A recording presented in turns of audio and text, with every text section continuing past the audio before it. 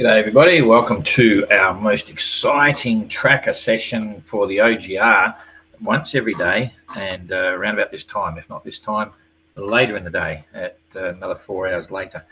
But it's a case of only now 5 boats on the water because Translated is actually floating again, which is quite cool. In Port Stanley in the Falklands, they've done a major part of the external repairs. And there's a bit of a rush on now. The ship had to leave, but they got them in. And the process now is for them to reload all the gear back on the boat. They took everything off for the big lift, put it all in a container. So they're putting all that back on board. Then they have to re-rig the boat. They remove the masts again to save weight and make it possible to swing the boat across on shore. So it's a couple of days of all of that. And while that's happening, the builders will still be doing work inside the boat. And then hopefully they'll get away in 2 or 3 days and be sailing direct for here, trying to catch up with Explorer. Apparently that's Marco's objective. He wants to race Explorer. So we'll see.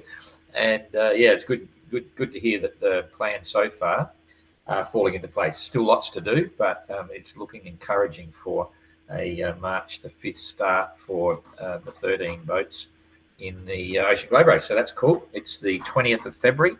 You may have seen some of the previous posts about life on the marina there and about liking and sharing and all that sort of stuff. If you're not if you haven't liked the OGR Facebook page, please do. If you haven't subscribed to YouTube, if you're watching this on YouTube, please do. It helps us. And yeah, that's about it. There's a sad situation for Evrika and White Shadow. They've had very little wind. They're just drifting around, but they have started to move now. That's encouraging. We'll look at that in a minute.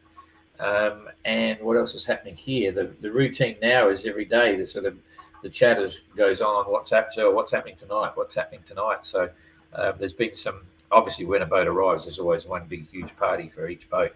And some of them are quite interesting, lacking sleep after 24 hours. But anyway, and last night there was a few others, young people, bits and pieces. And tonight it's the big tango night at the Yacht Club Punta del Este. Buenos Aires is just over the road, sort of thing, not very far away, and that's the tango capital of the world, I suppose. So and it flows over here. So the club was putting on a tango night with expert tango dancers and stuff, and it'll be quite fun to see what happens. A few other people will be up there trying to do it. Our own Rob, and he'll hate me saying this, he's actually a dance instructor. And he says he knows nothing about tango, but we'll wait and see.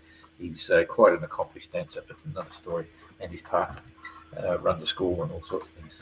But anyway, I digress. He's already sending me curses now. Anyway, so let's just get straight to the tracker. A couple of boats leaving to do things. Triana are going. There's a travel lift here, which originated from the Whitbread. When the Whitbread was coming here for the first time in the early 90s, I think it was, there was no travel lift for the boats, and they thought that's a problem if they need to slip some boats. So they actually spent a huge amount of money, bought a travel lift, shipped it in, and put it at a little port about 20 miles up the river from here, and just in case anyone in that first edition of the Whitbread needed to use it, and they didn't. They didn't need it, but they'd done that, and they gave it to Uruguay, so it was given as a gift, and it's still there now. In fact, they did a few things because there was big money involved when things were happening, and the actual place where some of our team are living, called Yachts East, is like another building over from the main yacht club, and there's all sorts of what I'd call bunkhouse accommodation there, when there's 5 or 6 double bunks in there, and it's been full of kids doing the Optimist National Championships here. They're all crashed out, bunked out all through the place. They're at different levels, and then there's also some, serious accommodation, and 3 of the team are living in that building as well. Georgie, Jack, and Rob are there, and it's got like another bar and everything down below. It's fantastic. So it's quite a building, and that was also supported, I heard the other day, by Whitbread when they were coming through. I don't know whether they helped build it or whatever, but it was substantially. A substantial amount was contributed by Whitbread as a legacy for everything that's going on. It's quite a useful place. That was the media centre when I came through in 1990, and now it's used for all sorts of things. So anyway, I just saw John post this thing. You and Jane should participate in Tango Night. Inquiring minds want to see the vision. There's one thing I can assure you. As much as I'd love to do it, I'm not the Trip the Light Fantastic, Twinkle Toes and all that sort of shit. So oops, sorry, I didn't say that. All that sort of stuff. So I doubt whether you're going to see that, John. So don't get too excited. And Jane's pretty much the same. Jane's not here now. She's gone down to get some paper for the printer. But she just doesn't want to know about photos. That's why you never see her. If I do whenever there's a gallery coming, Jane selects the photos for the galleries, and I take all the shots, and I take shots of her, and she always drops them out. So somehow I'm going to have to sneak a whole. In fact, that's what I might do. I'll have to get a whole pile of pictures of Jane, and without saying anything, I'll put them up as a post and just bomb her with some pictures. So she likes very much sitting in the background. Anyway, that's her choice. So she does a good job. In fact, the whole team does. Let's get on with the tracker. You're getting bored, I can see. Okay, so here comes the tracker. If I hit that, there's the tracker. And now I'm on it too. We're going to look at this. The Rika's going that way and White Shadow's going that way, and the winds are looking crazy. So, but at least there's wind coming. That's not real-time weather. But for the moment, we'll head to the bottom of the fleet and see what's happening. In fact, we should see by now, we might even see if we come right down here for translated, we might see them on the picture if it's been updated.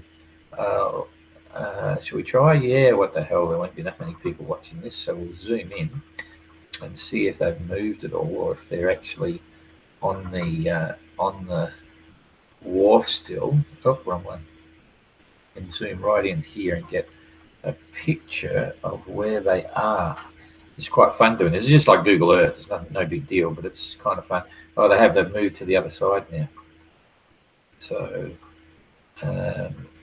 this is Port Stanley here. I always, here we go. Okay, yeah, they've moved to they're in the water, they're in the wharf. So you can see that there. How far do we go? That's not bad. They're on the end of the wharf now, in the water. So that's probably along that edge there. Previously they were over here with the works and so on. So that's kind of cool. Absolutely in the water. So we can cruise back now on that one, and I'll have to put the weather back in here. Get that in, and we can put the grids in, and we can put the tracks in, and then we'll see where Explorer and Sterner are. So there you go. More headwinds. This isn't much fun. Explorer, this is probably currently, it's probably 15 gusting 20, and Sterner's probably got 10 gusting 15. So struggling north. It's the 1,000 mile slob. 5.5 knots Explorer's doing, 115 mile day. So that's reasonable. Slowly catching up to Sterner, I think, still. 87 mile day for Sterner and doing 4 knots. And the gap there, which at one point was like about 300 miles on the course, boom, boom, that's about where she's 75 miles now. So he's only 75 miles behind Sterner. Wouldn't that be funny? This could be, since the first leg. In the first leg for a while, Explorer was doing quite well and actually passed boats and was actually looking like a proper racing boat. But since then, I don't think she's passed anyone. And this could be a challenge. This could be the start, but we'll translate at 9 past Explorer. We'll have to wait and see. But Jeremy and Mark Sinclair and Jeremy Bagshaw, both Golden Globe race skippers. They've done it all before, chased each other, but Jeremy won that confrontation. So let's just see what happens. Anyway, we can get rid of that. So we'll look at the big picture a little bit and see what they're likely to get in the next couple of days. They're heading up the run line here, and if we hit that and bring it forward slowly, it's just increasing headwinds. Sterner's going to have headwinds. Explorer's going to park. Yep, Explorer's going to park, but Sterner will keep going. So Sterner's going to pull away. Oh boy, they're going to be really struggling because the breeze isn't coming down to meet them. At least Sterner will have wind. Yep.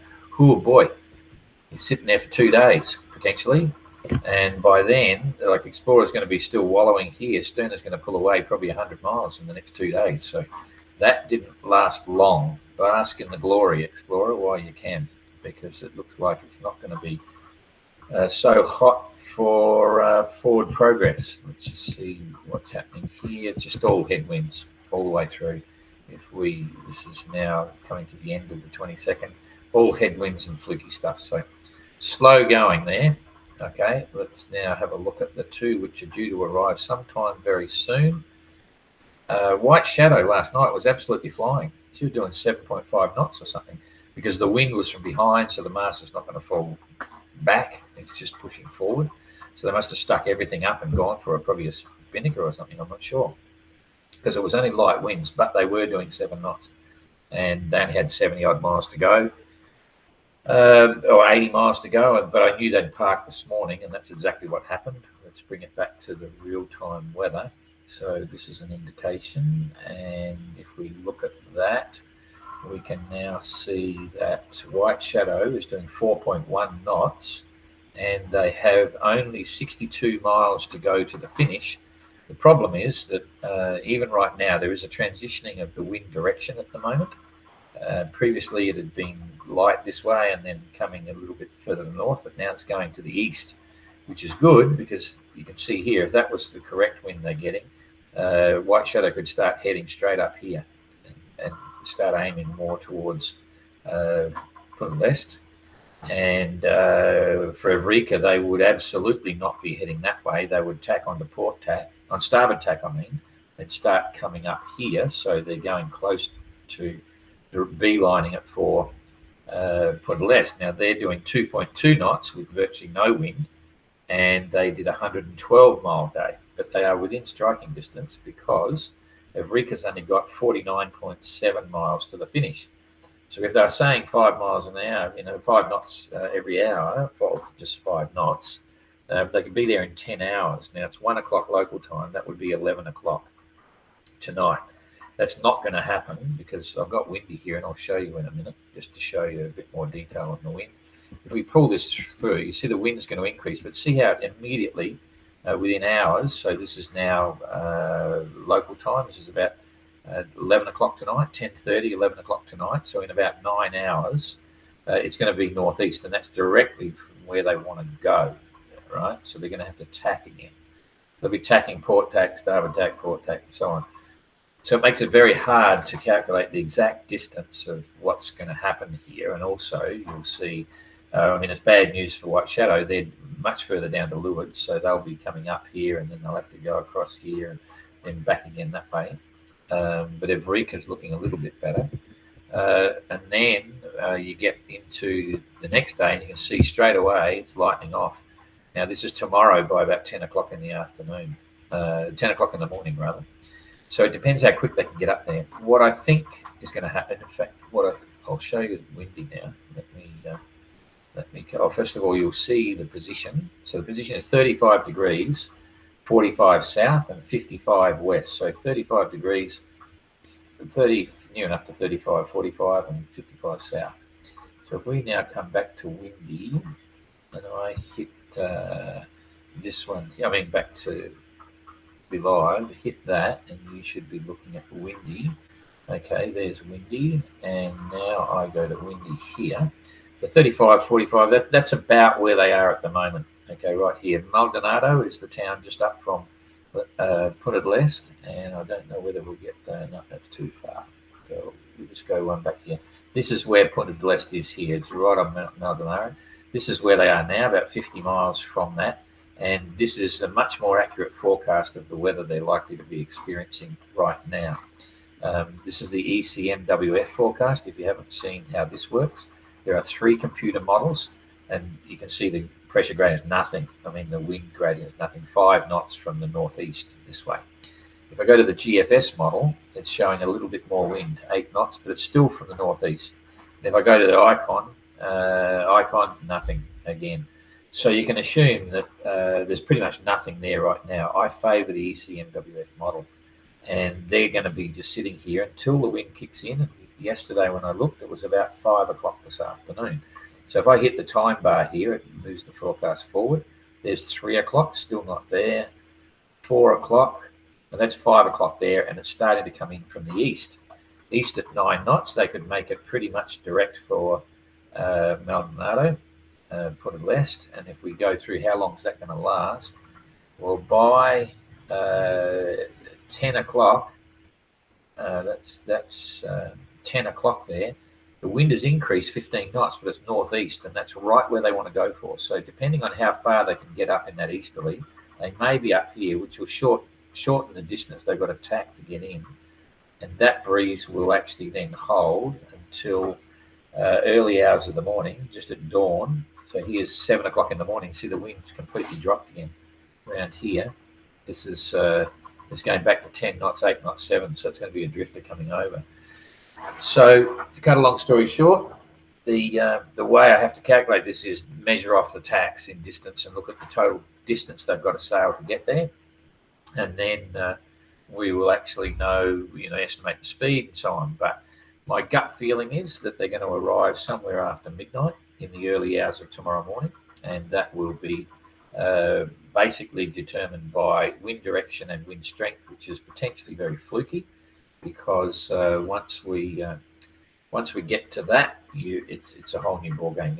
You don't know how exactly when the wind's going to increase and so on.